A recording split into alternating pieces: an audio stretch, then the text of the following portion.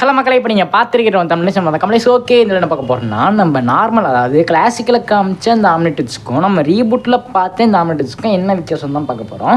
அதாவது பார்க்கறதுக்கு ரெண்டும் ஆரம்பத்தில் கிட்டத்தட்ட ஒரே மாதிரி இருந்தாலும் போக போக வந்து மாறி இருக்கும். அதுக்கான காரணம் என்ன, இதுக்கு என்ன வித்தியாசம், இதோட இதில் என்ன பெஸ்ட்டாக இருக்குது, இதோட அதில் என்ன ஒஸ்ட்டாக இருக்குன்னு சொல்லிட்டு எல்லாத்தையும் இல்லை அப்படியே இந்த வீடியோவில் பார்க்க போகிறோம். அதனால் வீடியோ ஸ்கிப் பண்ணால் வீடியோ ஃபுல் பாருங்கள். ஃபஸ்ட் நீங்கள் தெரிஞ்சுக்க வேண்டியது, கிளாசிக்கில் பார்த்து நம்ம ஆம்லெட்ஸ் வந்து பார்த்தீங்கன்னா அது ப்ரோட்டோடைப் ஆம்லெட்ஸ். அதாவது ஆஸ்மத் வந்து பார்த்தீங்கன்னா அது அப்புறம் உருவாக்கிப்பாரு ப்ரோட்டோடைப்பாக தான் வந்து இருந்திருக்கும். அதுதான் வந்து பார்த்தீங்கன்னா வில்கேட்ஸ் சாட்டை போடாதான்னு சொல்லிட்டு காப்பாற்றி வந்து பார்த்தீங்கன்னா பென் கையில் போய்ட்டு வந்து மாட்டியிருக்கோம். ஆனால் இந்த பக்கம் வந்து பார்த்தீங்கன்னா ரீபூட்டில் வந்து பார்த்தீங்கன்னா இது வந்து ப்ரோட்டோடைப் ஆம்லெட்ஸ் கிடையாது, இது முழுமையாக உருவாக்கப்பட்ட ஆம்லெட்ஸ். அது மட்டும் இல்லாமல் நம்ம கிளாசிக்கில் பார்த்தீங்கன்னா பிரைமர்ஸ்லேருந்து தான் டிஎன்ஏ வந்து பார்த்தீங்கன்னா ஆம்லெட்ஸ் வந்திருக்கும். ஆனால் ரீபூட்டை பொறுத்த வரைக்கும் ரீபூட்டோட ஆம்லெட்ஸ்லேயே வந்து பார்த்தீங்கன்னா அதாவது இந்த ஆம்லெட்ஸ்லேயே வந்து பார்த்தீங்கன்னா டிஎன்ஏஸில் வந்து ஸ்டோர் பண்ணி வச்சிருப்பாங்க. அதை நீங்கள் சீசன் 2 எண்டிங் வந்து தான் பார்த்துருக்கலாம். அதாவது ஆம்னி என்கான்சரோ ஆம்னி கிட்ஸரும் சொல்லிட்டு வந்து எபிசோட் நேம் வந்து வரும். அதில் வந்து பார்த்தீங்கன்னா இந்த பென் வந்து ஆம்லெட்ஸ்குள்ளே வந்து போயிருப்பார். அப்போ வந்து பார்த்தீங்கன்னா எல்லா டிஎன்ஏஸும் வந்து பார்த்துருப்பாரு, வாயர்ச்சி போயிருப்பார். அதாவது பார்த்தீங்கன்னா நீங்கள் கிளாசிக்கில் பார்த்தது ப்ரோட்டோடைப். அது மட்டும் இல்லாமல் அதில் வந்து பார்த்தீங்கன்னா டிஎன்ஏஸ் வந்து இருந்திருக்காது. நீங்கள் ஆம்லெட்ஸில் பார்த்தீங்கன்னா திரும்ப ஒரு முழுமையாக்கப்பட்ட ஆம்லெட்ஸ் அதில் தான் டிஎன்ஏஸில் வந்து ஆம்லெட்ஸ் வந்து ஸ்டோர் பண்ணி வச்சிருப்பார் ஆஸ்மத்.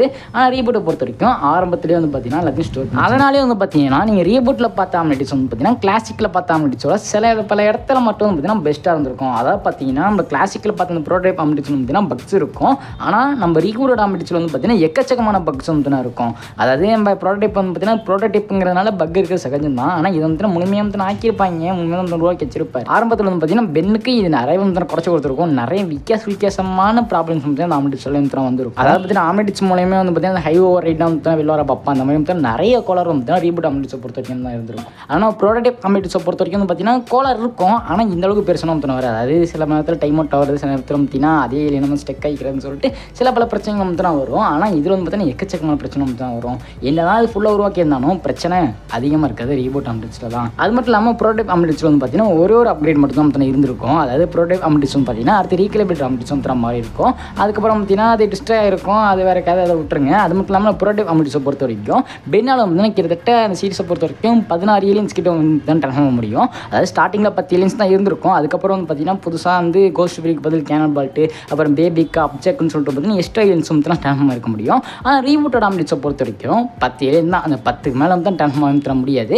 ஆனால் 10க்கு மேலே ட்ரான்ஸ்ஃபார்ம் ஆகிருப்பார் பென். அது எந்த இடத்துல வந்து பார்த்தீங்கன்னா ஆம்லெட்ஸ் வந்து அப்கிரேட் ஆகிருக்கும். அதாவது நம்ம எப்படி ரீகலிபிரேட் ஆம்லெட்ஸ் வந்து ப்ரோட்டோடைப் அதே மாதிரி வந்து பார்த்தீங்கன்னா ரீபூட்லேயே வந்து பார்த்தீங்கன்னா அந்த ஆம்லெட்ஸ் வந்து எவால்வ் ஆகும். அது எப்படின்னு பார்த்தீங்கன்னா ஸ்டார்டிங்கில் வந்து பார்த்தீங்கன்னா ஆம்லெட்ஸ் வந்து நார்மலாக தான் இருந்திருக்கும். நீங்கள் ப்ரோட்டோடைப் பார்த்தீங்கன்னா தெரியுமா கிளாசிக்கில் அதே மாதிரி தான் இதில் இருந்திருக்கும். ஆனால் பென் வந்து பார்த்தீங்கன்னா அப்கிரேட் மாதிரி ஆம்லெட்ஸ்குள்ளே போயிட்டு வந்து பார்த்தீங்கன்னா சில கொலார் பண்ணதுனால அப்கிரேட் அழிஞ்சு போயிட்டு ஹை ஓவர் ரைட் வந்து கிளப்பிட்டுருப்போம். அது மட்டும் இல்லாமல் பார்த்தீங்கன்னா சாக்ராக்குன்னு சொல்லிட்டு புதிய இன்ஃபார்ம் வந்து பார்த்தீங்கன்னா நம்ம அப்கிரேட் வந்து கொடுத்துருக்கோம். ஆம்லெட்ஸ் 10 ஏலியன்ஸ் தான் இருக்கும். அதாவது அப்கிரேட் பதில் சாக்ராக். அதுக்கப்புறம் வந்து சீசன் 2ல் அந்த ஆம்லெட்ஸோட நேம் வந்து ஆம்னி என்ஹான்ஸ்னு சொல்லிட்டு வந்து சொல்லியிருப்பாங்க. அப்புறம் சீசன் 3ல் வந்து திரும்ப வந்து பார்த்தீங்கன்னா ஆம்லெட்ஸ் வந்து பார்த்தீங்கன்னா ஹை ஓவர் ரைட் வந்து அடிச்சு பிடிச்சி எல்லாரும் சொல்லிட்டு வந்து பார்ப்போம் ஆம்லெட்ஸ் மூலியமா. அதுவும் வந்து திரும்ப பென் வந்து ஆம்லெட்ஸ்குள்ளே போயிட்டு வந்து சரி பண்ணி விடுவார். அப்போ வந்து அப்கிரேட் டிஎன்ஏ வெளியே வந்துடும் கிளிச்சுன்னு சொல்லிட்டு வந்து பார்த்தீங்கன்னா அந்த டிஎன்ஏ வந்து வெளில வந்துடும். அதாவது பார்த்தீங்கன்னா இந்த ஆம்லெட்ஸை பொறுத்த வரைக்கும் ஆம்லெட்ஸில் எல்லா டிஎன்ஸும் ஸ்டோர் பண்ணியிருக்கிறதுனால ஆம்லெட்ஸை விட்டு வெளியே டிஎன்ஏஸ் வந்து நினச்சா அதாவது கோலர் பண்ணால் வெளில வரதுக்கு வாய்ப்பு உண்டு. வில்கேட்ஸோட டிஎன்ஏ வந்து அப்படி அடிச்சு வச்சிருப்பாங்க. அது வந்து வெளில வந்திருக்கும். வில்கேட்ஸ் வந்து பெரிய பவர்ஃபுல்லாக வந்து இப்போ ரீபூட்டை பொறுத்த வரைக்கும். அதே மாதிரி அப்கிரேட் டிஎன்ஏ வந்து கிளிச்சுன்னு சொல்லிட்டு ஆம்லெட்ஸ் வந்து வெளில வந்திருக்கும். அதுக்கப்புறம் வந்து பார்த்தீங்கன்னா சீசன் 3 பொறுத்த வரைக்கும் இந்த ஆம்லெட்ஸோட சேர்ந்து ஒரு கீ வந்து பார்த்தீங்கன்னா வெளில வந்திருக்குன்னு சொல்லிட்டு வந்து கண்டுபிடிச்சிருப்பாங்க.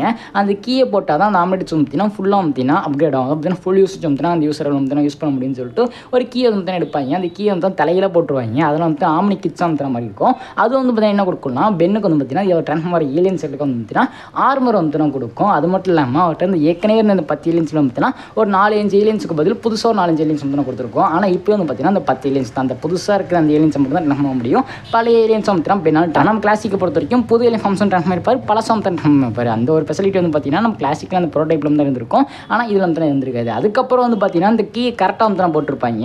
அது போட்டதுக்கப்புறம் பார்த்தீங்கன்னா ஆம்னி கிட்ஸ்லேருந்து ஆம்னி கிட்ஸ் வந்து பார்த்தீங்கன்னா ஆம்னி ஞாட்டுன்னு சொல்லிட்டு வந்து மாதிரி இருக்கும். அதில் வந்து பார்த்தீங்கன்னா என்ன ஃபெசிலிட்டினா இந்த ஏலியன்ஸ்க்கெல்லாம் ஸ்பேஸ் ஆர்மர் வந்து கொடுத்துருப்பாங்க. அந்த ஆர்மரை போட்டு அந்த ஏலியன்ஸ் வந்து ஸ்பேஸில் வந்து ட்ராவல் பண்ண முடியும். அந்த மாதிரி தான் சொல்லியிருப்பாங்க. அது வந்து அந்தளவுக்கு வந்து ஒருத்தர் இருந்திருக்காது. அல்டிமேட்டுக்கு பதில் அல்டப்பட்டு நீங்கள் அந்த மாதிரி பவர்ஸ் வந்து கொடுத்துருப்பாங்க. அது எனக்கு அந்த அளவுக்கு வந்து பிடிக்காது. உங்களுக்கு எப்படின்னு சொல்லிட்டு நம்மளுக்கு அமைச்சா முடிருப்போம். ஒரு ரைட் விடுங்க, அதெல்லாம் போயிருக்கு நமக்கு. அதான் பார்த்தீங்கன்னா இந்த கீ கரெக்டாக போட்டோன்னே தான் நேராக போட்டோன்னே இந்த மாதிரி ஒரு ஃபார்ம் வந்திருக்கும். இதில் நம்ம பெண்ணை பார்த்தீங்கன்னா எக்ஸ்ட்ரா ஏலியன் ஃபார்ம்ஸ் வந்து ட்ரான்ஸ்ஃபார்ம் ஆக முடியும். ஆனால் வந்து பார்த்தீங்கன்னா அதில் ஒரு சின்ன ஒரு பசில் மாதிரி வந்து இருந்திருக்கும். அந்த பசில் வந்து பார்த்தீங்கன்னா பண்ணால் தான் எக்ஸ்ட்ரா வந்து ஏலியன் ஃபார்ம்ஸ் வந்து ட்ரான்ஸ்ஃபார்ம் மாதிரி தான் காமிச்சிருப்பாங்க. அதாவது எக்ஸ்ட்ரா என்ன ஏலியன் ஃபார்மாக ட்ரான்ஸ்ஃபார்ம் இருப்பார்னா கூப்பா மாதிரி இருப்பார். அப்புறம் வந்து பார்த்தீங்கன்னா பேபி காம்தன மாதிரி இருப்பார். அதுக்கப்புறம் பார்த்தீங்கன்னா இந்த கீயை நம்ம ஆஸ்முத்தனை எடுத்துகிட்டு போயிடுவார். அதனால் வந்து பார்த்தீங்கன்னா பெண்ணால் புதுசாக எந்த ஏலியன் ஃபார்ம்ஸும் தான் ட்ரான்ஸ்ஃபார்ம் இருக்க முடியாது. கடைசி வரைக்கும் பார்த்தீங்கன்னா அந்த 10 ஏலியன்ஸை வச்சு மட்டும் தான் புலப்படுத்தி இருந்திருப்பார். அந்த கீயும் போனதுனால ஆரம்பம் பார்த்தீங்கன்னா அவருக்கு வந்து இருந்திருக்காது. அதான் பார்த்தீங்கன்னா இந்த ரீபூட் ஆம்னிட்டிஸை பொறுத்த வரைக்கும் நிறைய அப்கிரேட் வந்து பார்த்தீங்கன்னா அதே ஆம்னிட்டிஸ் வந்து கொடுத்துருப்பாங்க. ஆனால் நம்ம ப்ரோட்டோடைப் ஆம்னிட்டிஸை பொறுத்த வரைக்கும் ஒரு அப்டேட் தான் வந்திருப்பாங்க. ரீகலபிலிட்டி வந்து சொல்லிட்டு வந்திருப்பாங்க. அதில் வந்து சூப்பராக வந்து வந்திருக்கும். எல்லா ஃபெசிலிட்டியும் தான் தரமாக வந்து வந்திருக்கும். அதாவது ப்ரோட்டோடைப்பில் என்னென்ன தான் மிஸ்டேக்காக இருந்திருக்குமோ அது எல்லாமே பார்த்தீங்கன்னா ரீகலபிலிட்டி ஆம்னிட்டிஸ் பார்த்தீங்கன்னா நம்ம ஆஸ்மெண்ட் சரி பண்ணி விட்டுருப்பாரு. ஆனால் இதில் வந்து பார்த்தீங்கன்னா அந்த ப்ராப்ளம்ஸ் எல்லாம் தொடர்ந்து வந்துகிட்டே தான் இருக்கும். ரீபூட்டை பொறுத்த வரைக்கும் பார்த்தீங்கன்னா அந்த ஆம்னிட்டிஸில் எல்லா ப்ராப்ளம்ஸும் வந்து தொடர்ந்து வந்துகிட்டே தான் இருக்கும். பெண்ணுக்கு வந்து பிரச்சனை கொடுத்துக்கிட்டே தான் வந்து இருக்கும்.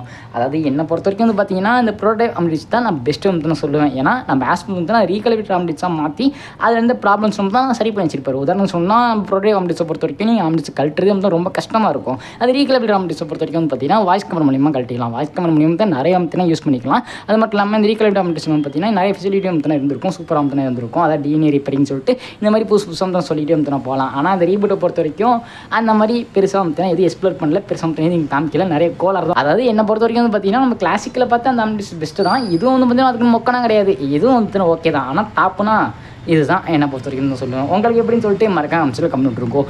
எனக்கு ஓஜி தாங்க. ஓகே மக்களே, இந்த வீடியோவில் பார்த்தீங்கன்னா நீங்கள் தெரிஞ்சிருப்பீங்கன்னு சொல்லிட்டு நம்புறேன். இந்த பென்டன் ரீபூட்டோட ஆம்னிட்டிஸ்க்கும் நம்ம கிளாசிக்கோட ஆம்னிட்டிஸ்க்கும் என்ன வித்தியாசம்னு சொல்லிட்டு இந்த வீடியோ உங்களுக்கு பிடிச்சிருக்குன்னு சொல்லிட்டு நம்புறேன். ரொம்ப நாள் கழிச்சு வீடியோ போடுறேன். அப்படியே உங்கள் ஃப்ரெண்ட்ஸுக்கும் ஷேர் பண்ணிவிட்டு சப்போர்ட் வந்து நல்லாயிருக்கும். 10K சீக்கிரம் ரீச் பண்ணிவிடுவோம். ஓகே மக்களே, இந்த வீடியோ லைக் பண்ணுறதுனால லைக் பண்ணுங்கள். ஃப்ரெண்ட்ஸ் யாருக்காச்சும் பிடிக்கும்னு நினச்சிங்கன்னா மறக்காம அவங்களும் ஷேர் பண்ணுவோம். அப்புறம் வந்து பார்த்தீங்கன்னா கீழே சப்ஸ்கிரைப் பண்ணிருக்கோம். பக்கத்தில் பெல் ஐக்கான் கிளிக் பண்ணி கொடுத்துரும் மக்களே. அப்போ தான் இந்த மாதிரி இன்ட்ரெஸ்டிங்கான கண்டிப்பாக நோட்டிஃபிகேஷன் வரும். ஓகே, இதே மாதிரி இன்னும் சந்திக்கிறேன். பாய்.